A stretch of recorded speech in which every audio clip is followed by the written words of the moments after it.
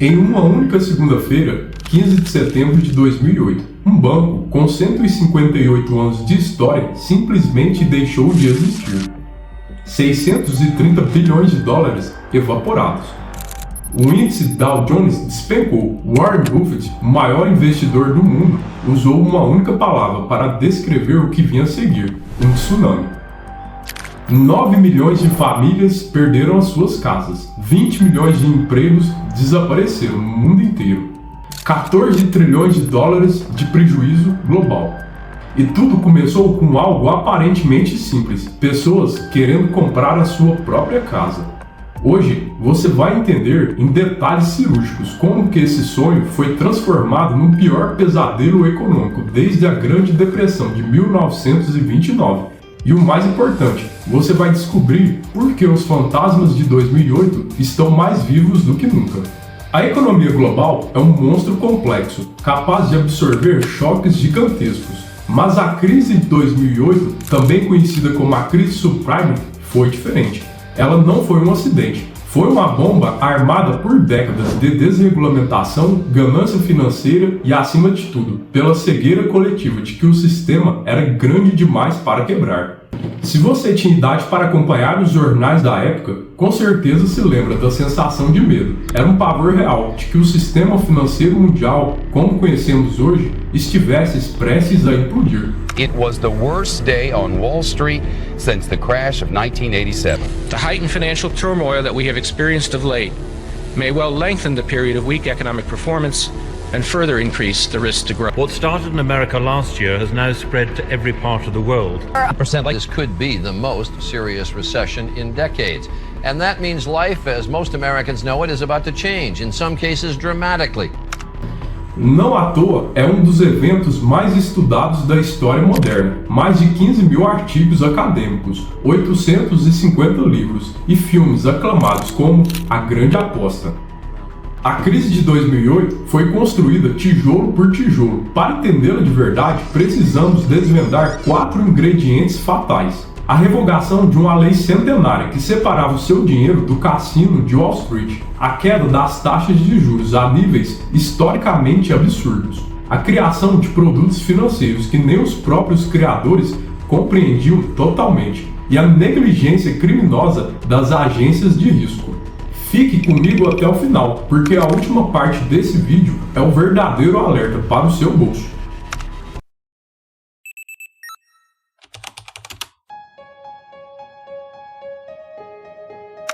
A nossa jornada começa nos vibrantes anos 90, um período de euforia econômica e desregulamentação agressiva. O ponto de virada aconteceu em 1999, com a aprovação do Glass-Steagall Act, que revogou oficialmente a lei Glass-Steagall. A Glass-Steagall tinha sido criada em 1933, logo após a Grande Depressão, quando mais de 9 mil bancos faliram, levando as economias de milhões de americanos junto. A sua função era simples: separar os bancos comerciais, aqueles que guardam o seu dinheiro e fazem empréstimos seguros, dos bancos de investimento, aqueles que especulam em Wall Street. Era um muro de contenção. Se o cassino pegasse fogo, pelo menos o seu depósito estava salvo. Durante 66 anos, isso funcionou. Mas nos anos 80 e 90, com a onda neoliberal de desregulamentação, o argumento é que essa separação estava ultrapassada e que deixar os bancos se fundirem os tornaria mais fortes e mais competitivos globalmente. A revogação final, em 1999, permitiu que os bancos se fundissem em conglomerados financeiros gigantescos. Antes das fusões, os 6 maiores bancos dos Estados Unidos tinham ativos correspondentes a 20% do PIB do país. Após a desregulamentação, esse número explodiu para 60% em 2008. Surgiram gigantes como Citigroup e Bank of America, instituições tão grandes que qualquer erro delas representaria uma ameaça sistêmica à economia global. Daí nasceu o conceito Too Big to Fail, grande demais para falir. Essas instituições sabiam que se apostassem errado, o governo seria obrigado a resgatá-las. Afinal, deixá-las quebrar significaria destruir a economia inteira. É o risco moral perfeito: lucros privados e prejuízos públicos. Guarde essa informação, ela é crucial para entender o que vem a seguir. Mas esses gigantes precisavam de combustível, e o combustível veio da forma mais perigosa possível: dinheiro barato.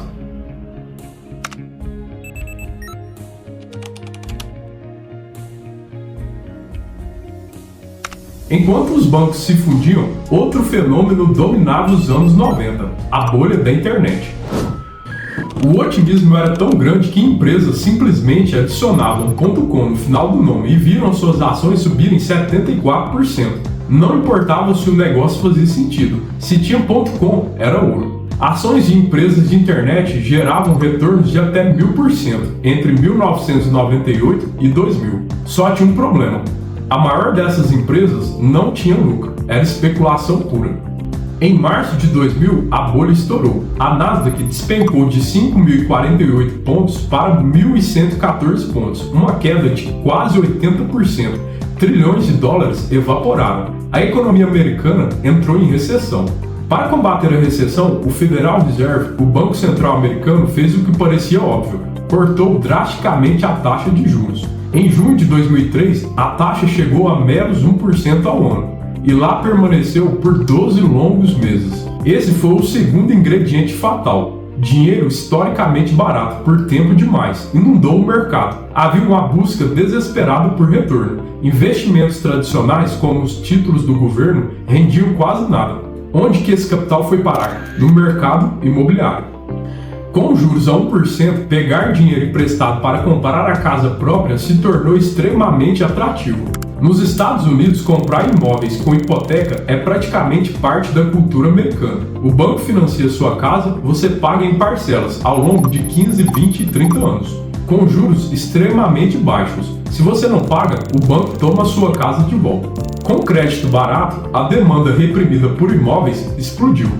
E quando todo mundo quer comprar a mesma coisa, o que acontece? Os preços disparam.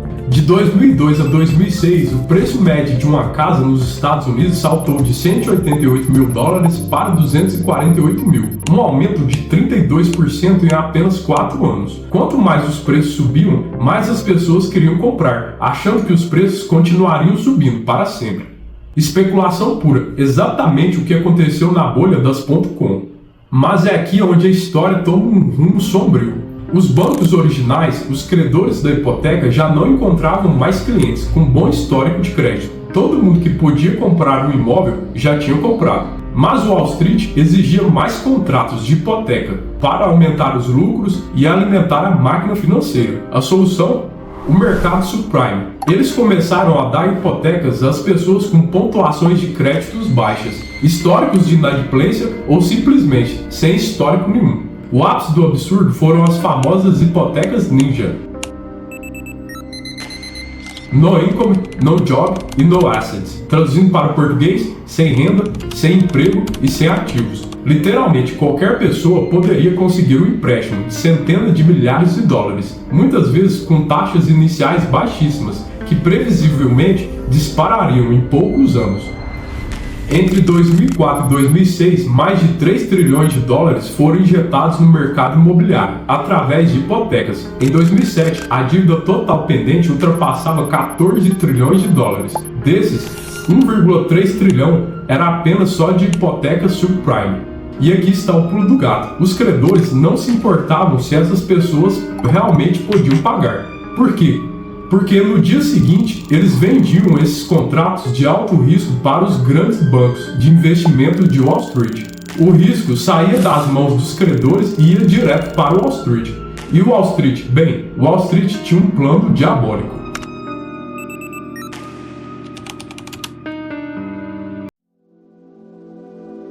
Aqui é onde a tragédia se transforma em engenharia financeira complexa. Fica comigo, porque é aqui que você vai entender como transformar lixo em ouro.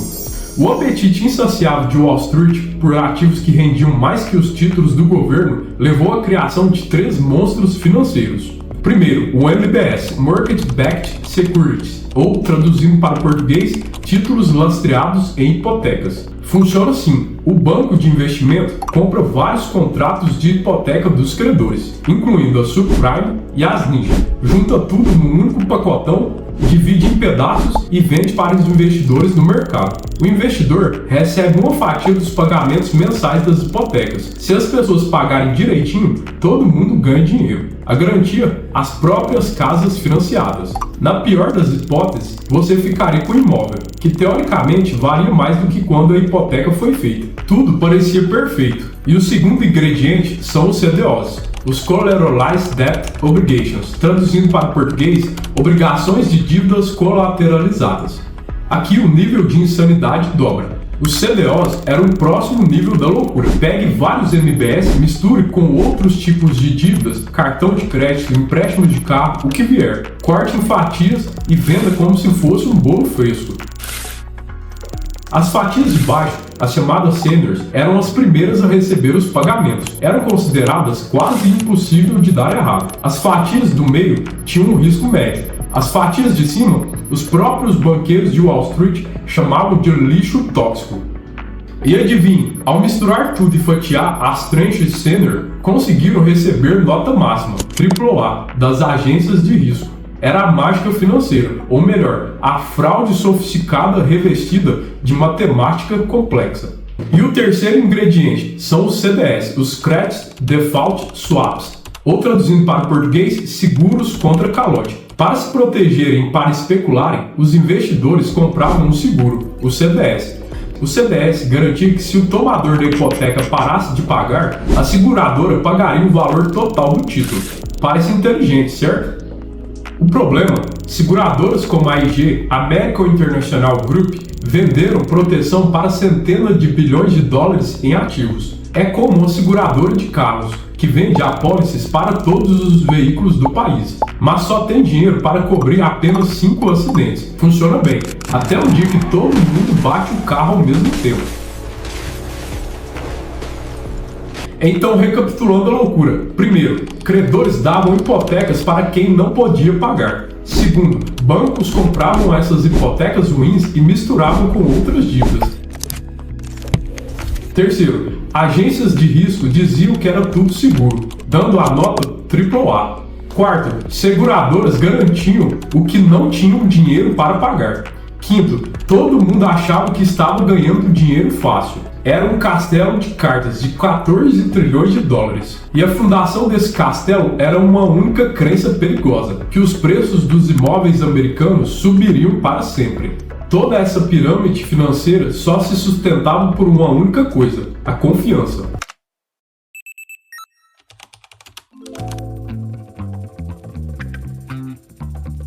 E quem garantia essa confiança? As agências de classificação de risco, como a Moody's, a Standard & Poor's e a Fitch.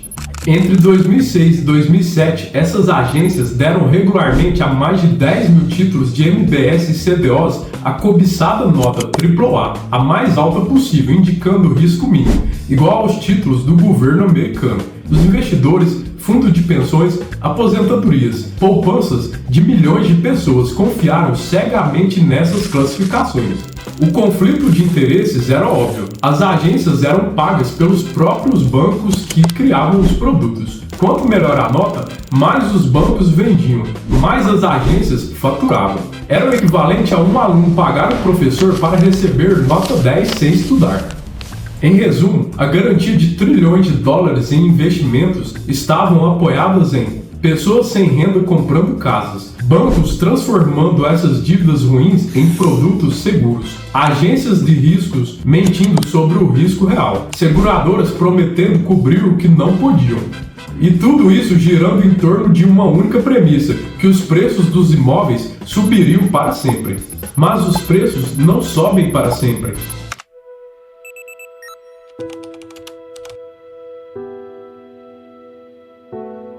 No final de 2006, o inevitável aconteceu. Os preços dos imóveis pararam de subir. E então começaram a cair.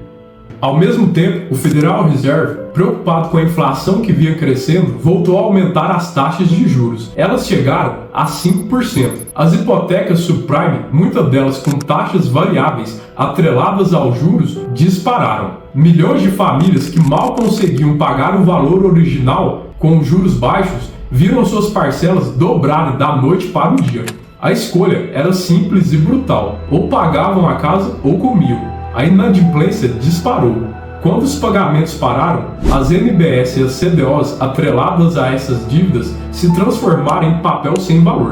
As garantias dos títulos, as casas, agora valiam menos do que a dívida original. Casas entraram em foreclosure, retomadas pelos bancos, aos milhões, e quando milhões de casas são colocadas à venda ao mesmo tempo, o preço despenca ainda mais.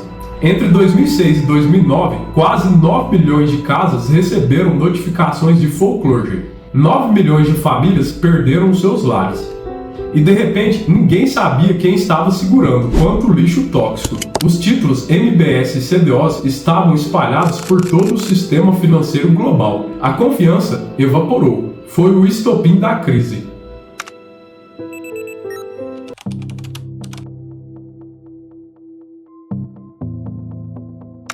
Em março de 2008 veio o primeiro grande abalo. O quinto maior banco de investimentos do país, o Bear Stearns, colapsou em questão de dias.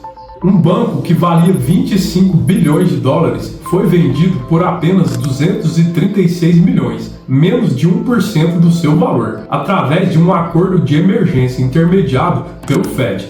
Foi o sinal de que a confiança entre os bancos havia evaporado completamente. Os bancos pararam de emprestar dinheiro uns aos outros, temendo que os seus parceiros estivessem cheios de lixos tóxicos, os CDOs sem valor e os CDS que nunca seriam pagos. O sistema financeiro começou a travar. Em 7 de setembro de 2008, o governo interveio de forma dramática. No question that there is some unsettling times in the housing market.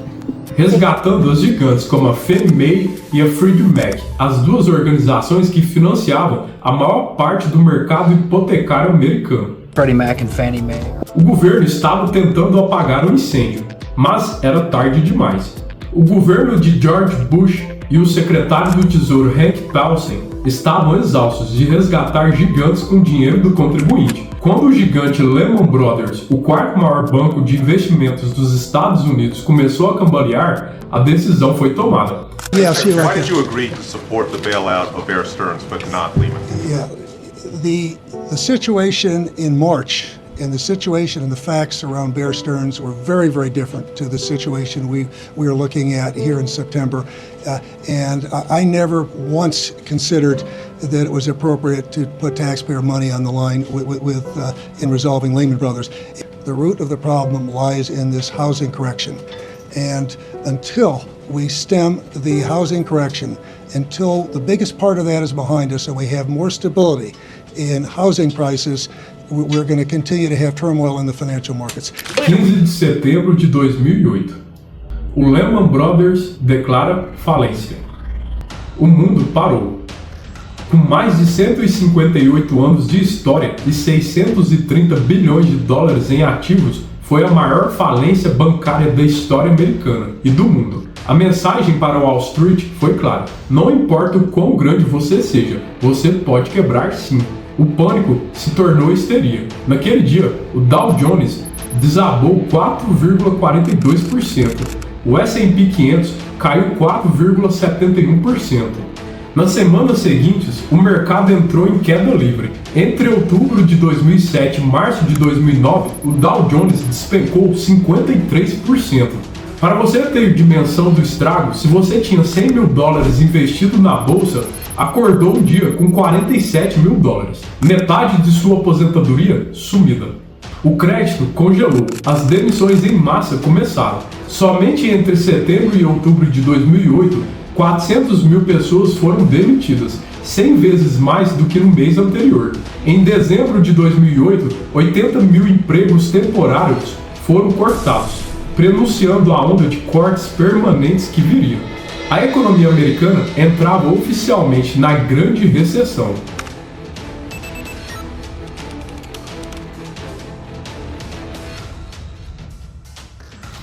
A AIG, American International Group, era a maior seguradora dos Estados Unidos na época. A Forbes chamava de o nome mais importante do setor financeiro. Tinha mais de $1 trilhão em ativos e 103 mil funcionários.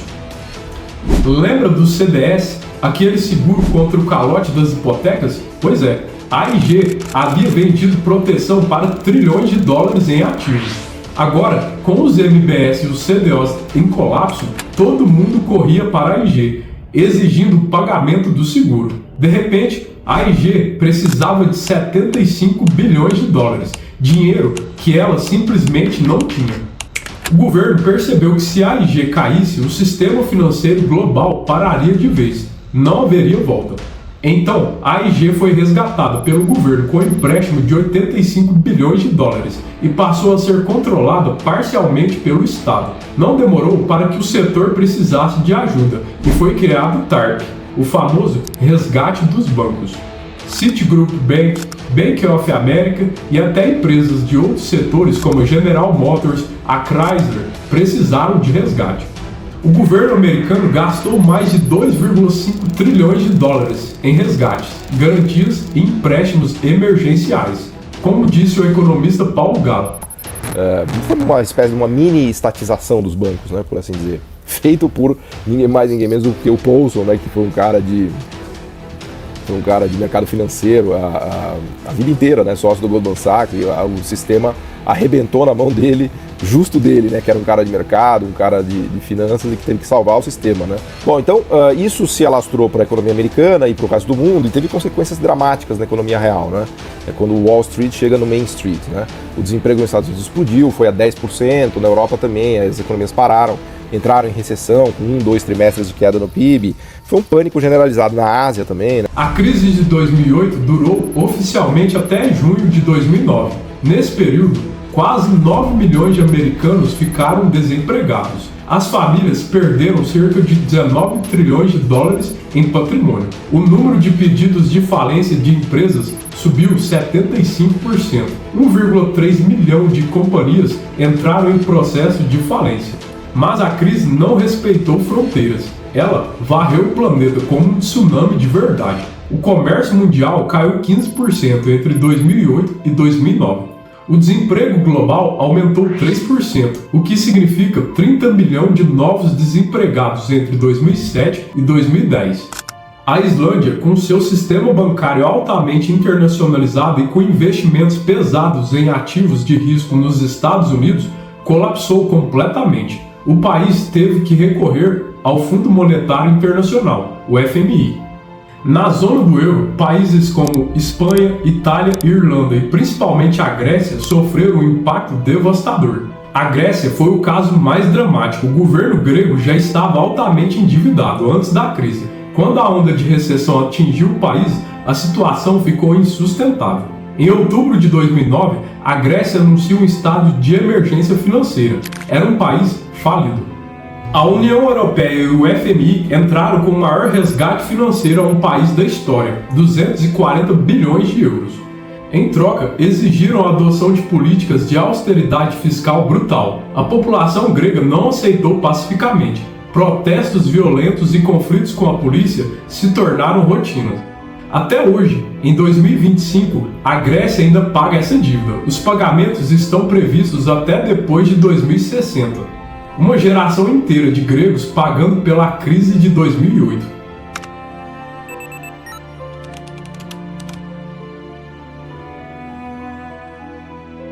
E o Brasil? Aqui também sentimos o golpe. Em 2008, cerca de 25 bilhões de reais em investimentos estrangeiros foram retirados do Ibovespa, um recorde de fuga de capital.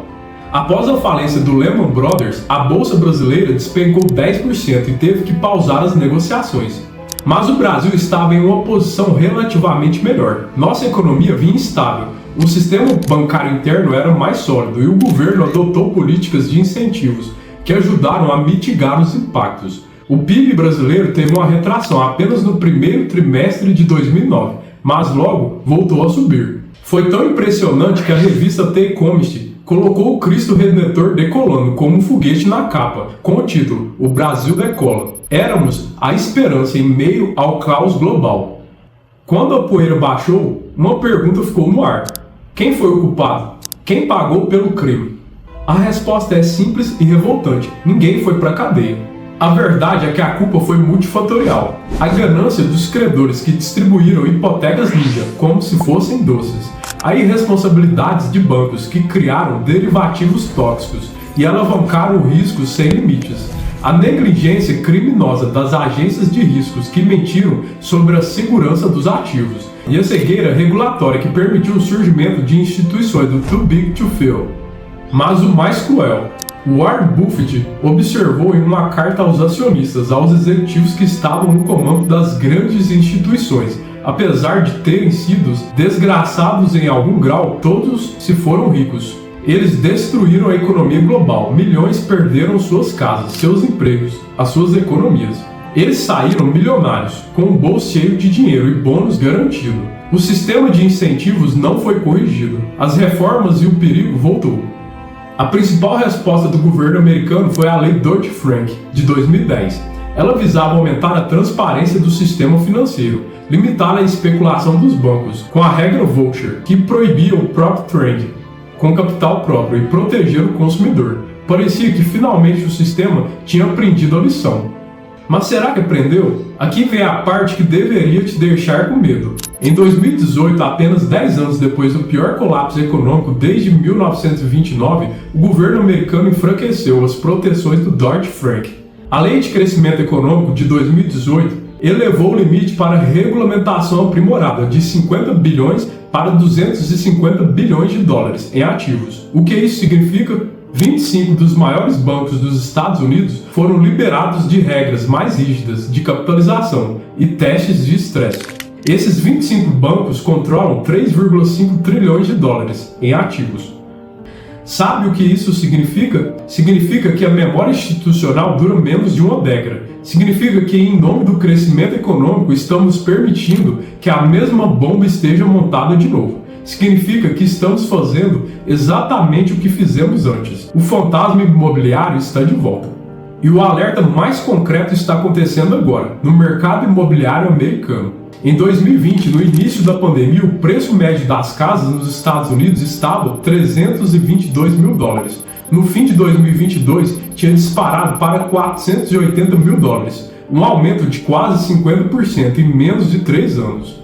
Soa familiar?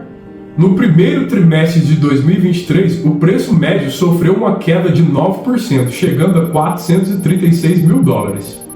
A diferença é que em 2006 o perigo era a especulação desenfreada nos preços. Hoje, o fantasma é outro, a inacessibilidade e o custo da dívida.